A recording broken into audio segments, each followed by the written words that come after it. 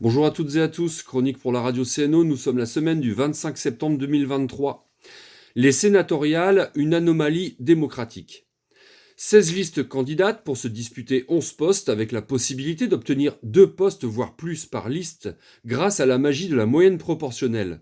Bon, déjà là, je suis bien content de ne pas avoir à tenir en main la calculatrice officielle du préfet. C'est une élection à part qui s'est déroulée dimanche dernier à la préfecture de Lille.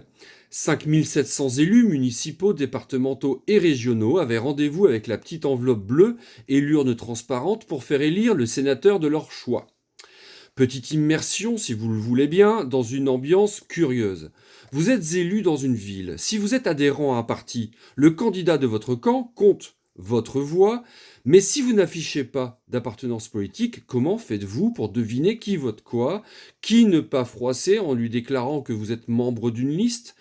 Les maires sont toujours les cibles des candidats parce qu'ils sont joignables. Mais faire venir un candidat quand on n'est pas carté, c'est afficher une couleur, une tendance. Et quand vous touchez le maire, vous ne touchez pas forcément les adjoints et les conseillers. C'est donc soit le réseau, soit le travail en faisant du démarchage mairie après mairie, ou soit par idéologie et notoriété que vous êtes élu. Il aura manqué 5 voix à la candidate écologiste pour être élue. Céline Skavnek a été remarquable pendant cette campagne, autant par le travail effectué que par la bonne impression qu'elle a laissée auprès des personnes rencontrées. Je sais qu'il y a des élus qui ont voté pour elle sur le Valenciennois et je les en remercie en son nom. Courageusement, elle gardait le sourire hier soir après les résultats, presque 2 fois plus de voix qu'en 2017. Et puis, 5 petits bulletins, c'est la centième de seconde qu'il manque pour être champion. Une battante, Céline.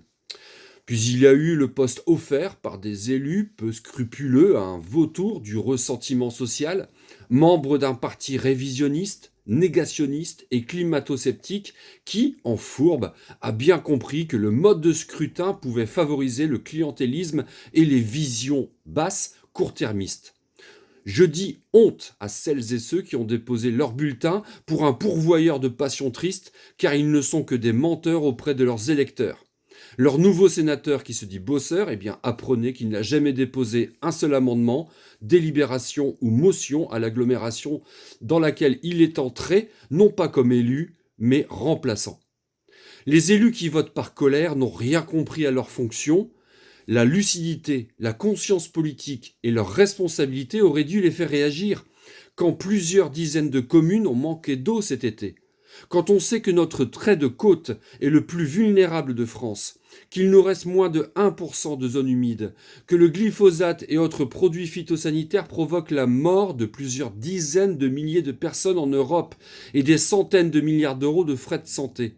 Notre département est le plus peuplé de France et aussi le plus vulnérable aux phénomènes dangereux de retrait-gonflement d'argile.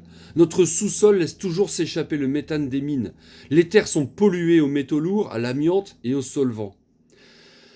Cette 5e République s'enfonce un peu plus à chaque échéance dans le déni de son identité, de l'histoire et des vrais enjeux d'aujourd'hui. Passons à la 6e qui inscrira dans sa constitution l'impériosité du vivant, seule décision pour garantir un avenir à nos enfants. Bonne journée à toutes et à tous, à très bientôt.